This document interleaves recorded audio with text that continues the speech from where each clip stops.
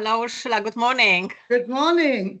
Yeah, thank you so much for finding the time today to talk to me. I really, really appreciate, and thank you for accepting our interview invitation.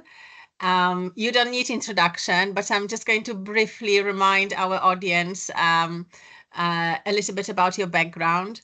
So I'm really delighted to welcome today Professor Ursula Wingate, a distinguished scholar at King's College London and a leading voice in the field of English for academic purposes and academic literacies.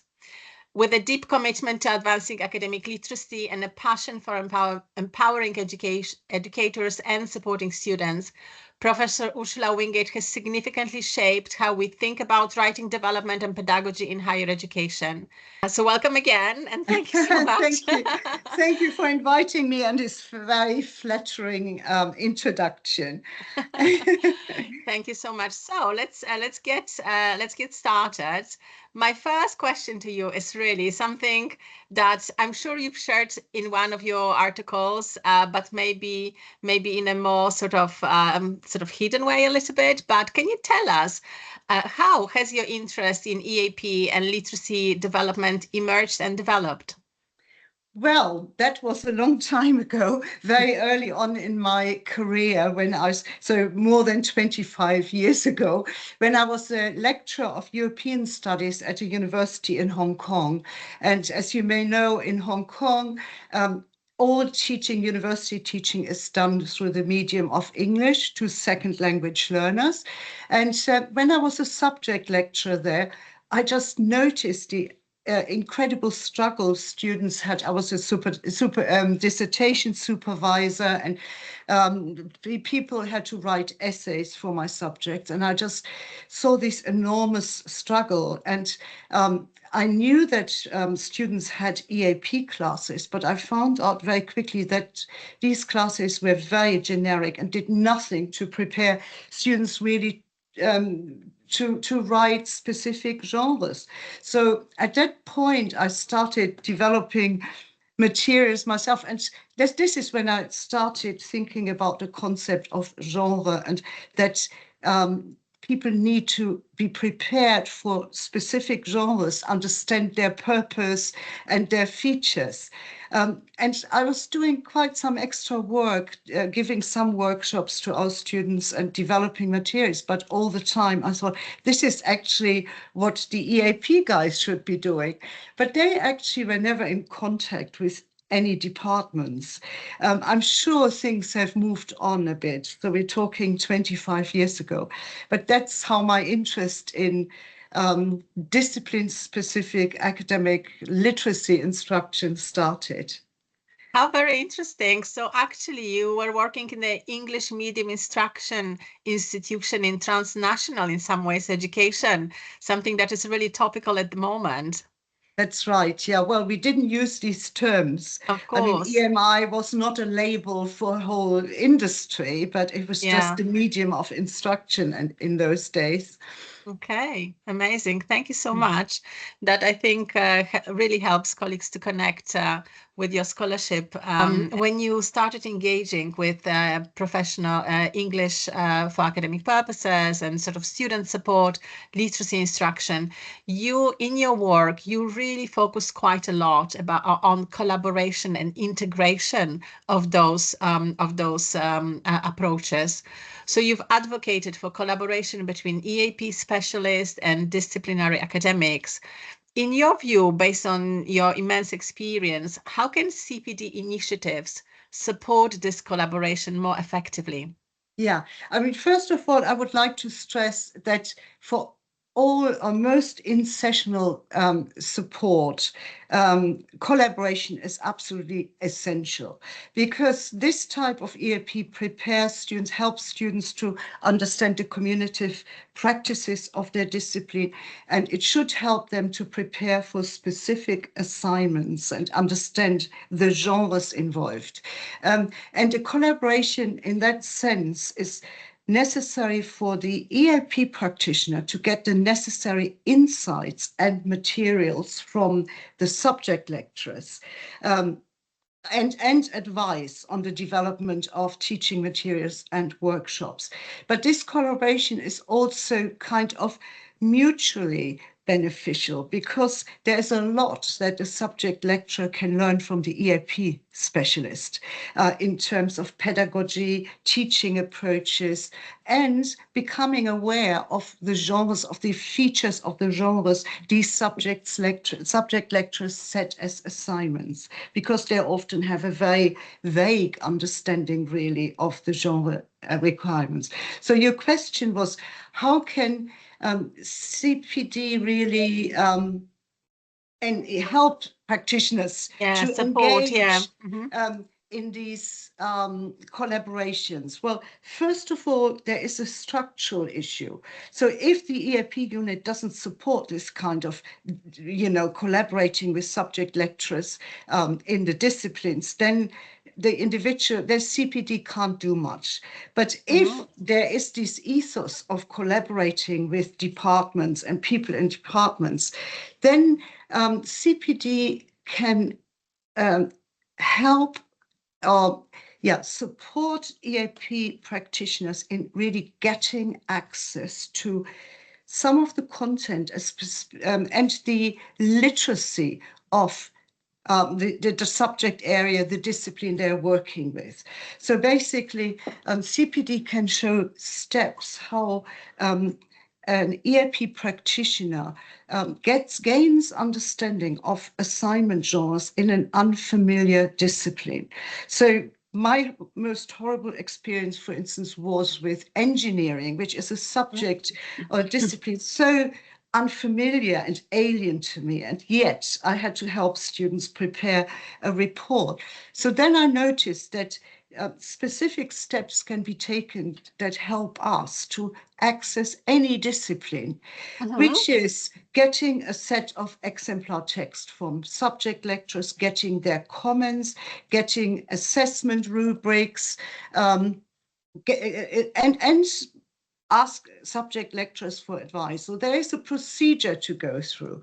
And then the second step is preparing. So basically, the first step is that the EAP practitioner conducts a genre analysis of the target genre, which is the assignment. And the second step is to use that own genre analysis to prepare materials and workshops for students.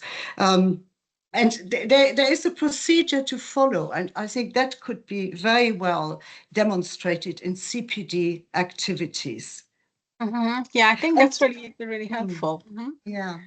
Yes, because often when I talk in my role, I currently head the in-sessional provision at Queen Mary University of London, which we locally branded as QM Elevate. But one of the topics that we often discuss is how difficult it is to gain access to the departments and how difficult it is to actually engage. So I think developing some sort of, as you say, procedure, some steps, some shared understanding what works, what doesn't, what our objectives are, I think, and then shaping CPD around that and equipping teachers and tutors with tools to collaborate. I think that's really helpful. Yeah, totally agree. And we could work with some case studies. I mean, for instance, I have plenty of Yes, them of to course. offer because I worked with people in all sorts of disciplines and also learned to overcome resistance from the subject lectures, Okay. That's amazing. I'm going to link your case studies to our Padlet so that colleagues can click on them. Thank you so much. So I think that's really great. The procedure for collaboration, really useful. So another topic that your scholarship explores is integration. So my other question is about that. So what challenges do EAP practitioners face when integrating literacy development into discipline-specific curricula? And now, how can CPD address those challenges?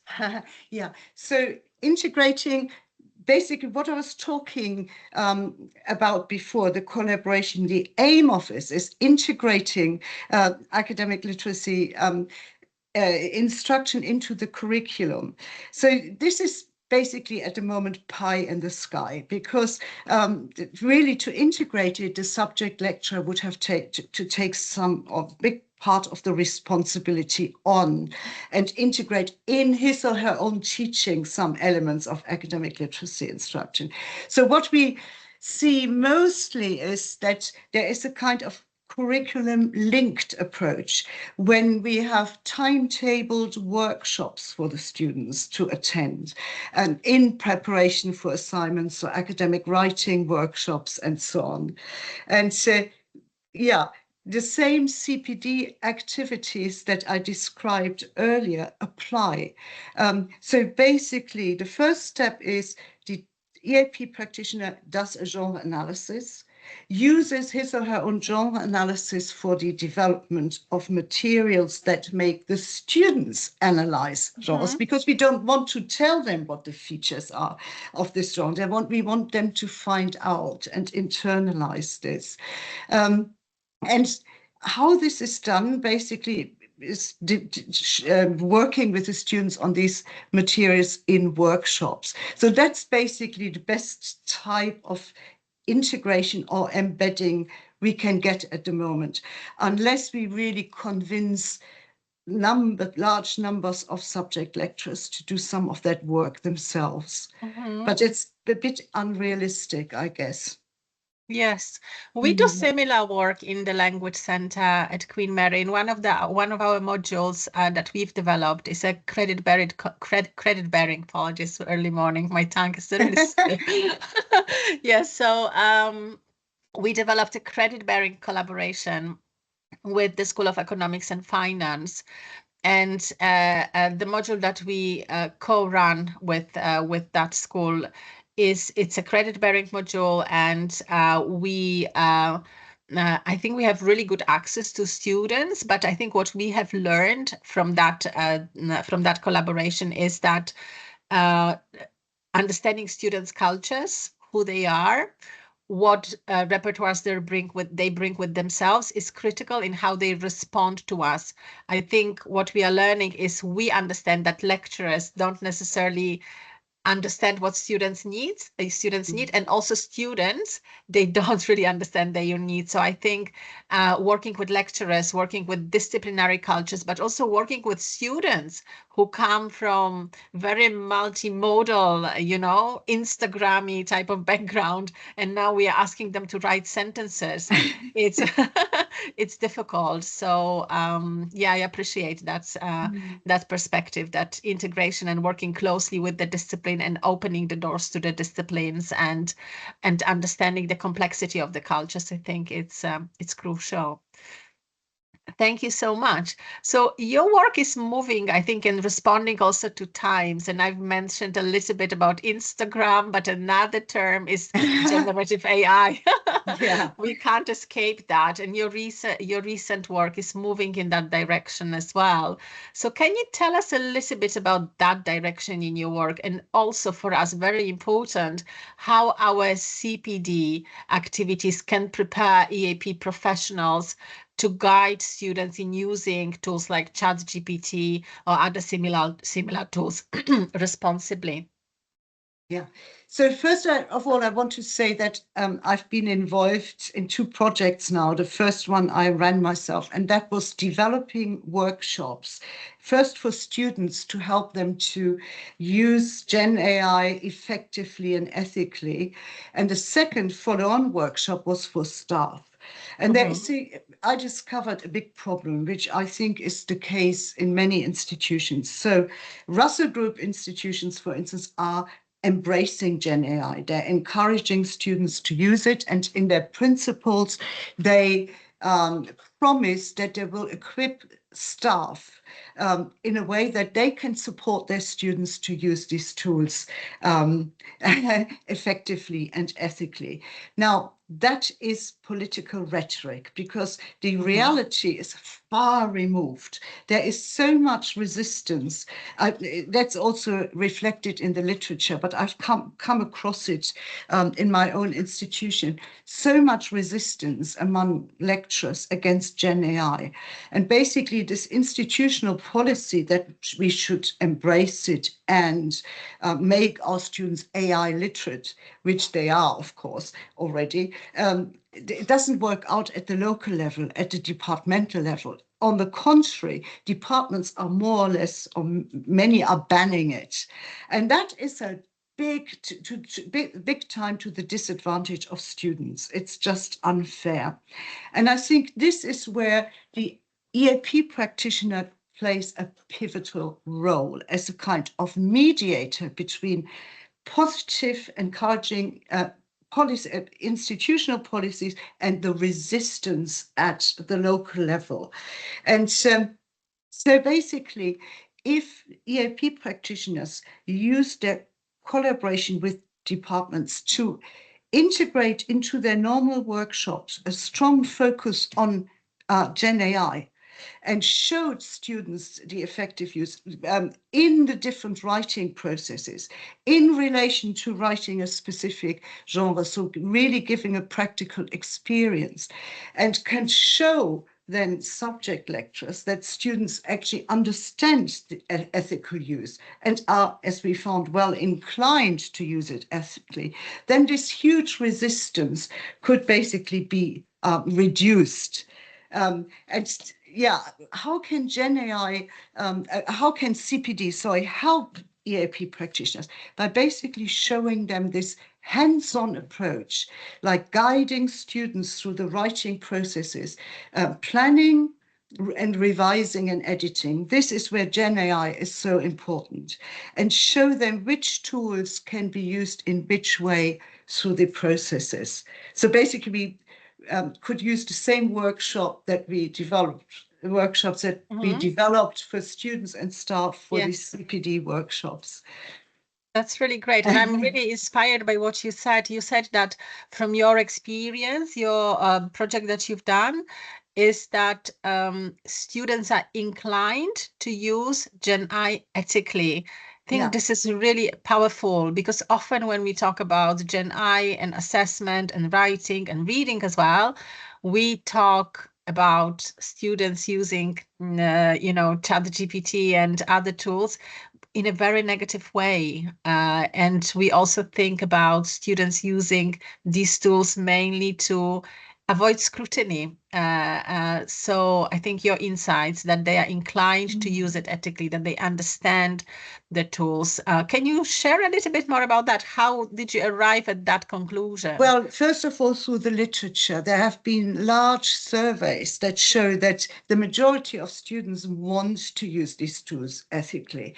There will always be cheaters, and they would use essay mills or other means of cheating, other third-party influence. They will be always the same. We can't prevent it. They get it a bit cheaper now.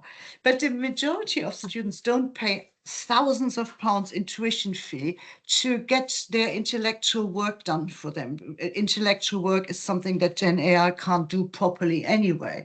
So I could go on for an hour on this now, but the main findings also in the literature and of course in the interviews we carried out as part of our projects are that students don't want to cheat. They want to have their own voice. But staff are so distrusting of students. It's quite shocking, actually.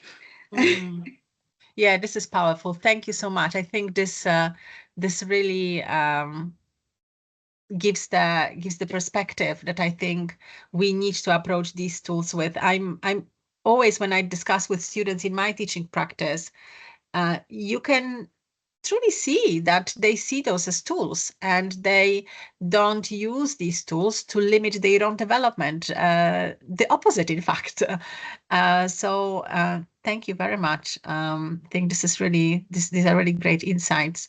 So from the generative AI, I also want to talk about students specifically, because everything that have been talking about today is really about students. And in your research, in your scholarship, in your practice, students are at the center, and supporting students. This is I think, central tenet of your work, really. From your perspective, from the work that you've done, what training or professional development is needed to better support the diverse linguistic and cultural backgrounds of EAP learners? Mhm. I think the key concept is translanguaging here. So Okay. encouraging students in the EAP classroom to use all the languages in their repertoire, all the languages they have available to themselves for learning the language and for learning content. And this is something that there is a bit of a tension with this concept and EAP teaching, because EAP teaching still has the kind of mission to help students to speak a standard version or just of English, or to develop a standard version of English.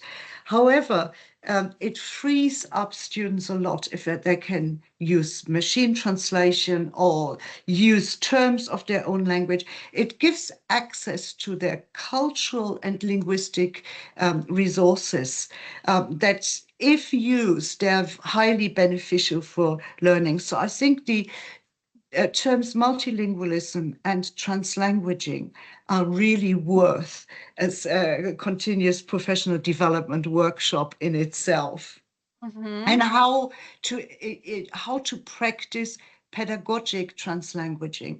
That is not just let it happen, when Chinese students talk in Chinese to each other in the classroom. That's happening all the time. But pedagogic translanguaging means to really consciously plan for opportunities for students to use their other languages in the classroom and beyond. That's very interesting. In your work, you always think of an initiative, you do a case study, you report on it. Did you do initiatives? Did you do case studies on such use of pedagogic translanguaging? No, I Not didn't. yet. I mean, I observe a lot of translanguaging Yes, going on in my yes. classrooms, but I haven't. I only started really studying multilingualism and translanguaging more carefully a couple of years ago. I haven't practiced it Yes. as Mm. such. Yes, I think it's really important. I always, when I go to classroom to with my students, especially when I work with doctoral students, we have a very successful research writing workshop in our language center. And I think one of the words that you've used, that allowing students to draw on the repertoires that they bring with themselves, really frees them up. And I think especially for non-native speakers of English, if we can use that label at all, they really appreciate that they are not starting from a disadvantaged position. They actually develop a different repertoire, and they can draw on the repertoires that they have, something that what traditionally we would call native speakers really don't have. So I think that really gives a confidence boost to students. Yeah. And in any, I think, teaching, we want confident learners, we want engaged learners, we want learners who feel valued. Yeah, I think I really agree that this is really important aspect of our work, and something that we should focus more and more in our CPD, rather than thinking about differences and how we can support students from that sort of perspective of difference, to how we can support and engage with students, embracing the richness that they bring with themselves to their education, and to the study of not just the subject content, but to the study of communication Mhm. in a different language. Thank you so much. I'm looking forward, if you are going to be conducting a case study on pedagogic translanguaging and academic literacies. Okay, Do I will then. okay. Okay. Amazing. Thank you so much. I also would like to ask, is there anything you'd like to add? Anything that we haven't touched on when it comes to your work, your research, your scholarship, and continuous professional development for colleagues working in EAP and academic literacy? Well, recently I have thought a lot about the status and the position of EAP practitioners in the institution, in the university, inspired by the work of Alex Ding and B. Bond and Ian Bruce. And I've been thinking that structure change that structurally to move EAP practitioners up on equal footing with academics. Um, they can do so much for themselves to demonstrate to the university what an asset they are with their ability in pedagogy. So basically, with their ability to conduct dialogics, student-centered teaching, there's so much they could show subject lectures for the improvement of their teaching, their discourse analytical skills, their skills in materials development. If they could play a greater role as teacher educators. Then there could be, as I said before, the mediator in terms of Gen AI use in the university.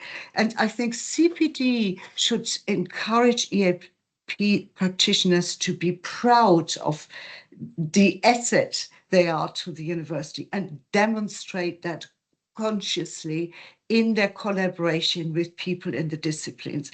So eventually that might help to lift their status from the typical non-academic or academic related or whatever their position in the university is called. Thank you so much. I think this is really important for us to have voices like you are presenting now, because I think, as you know from literature, and I know from experience as well, many of us really work on the fringes of what Alex Dick would say, on the fringes of academia. And in the current climate of higher education in the UK, many of us and our centers are at the immediate danger of the political climate. So I think it is even more important for us not to talk about, not just to talk about CPD, but show what underpins our work and make those who are in the positions of power understand the real value of what we do.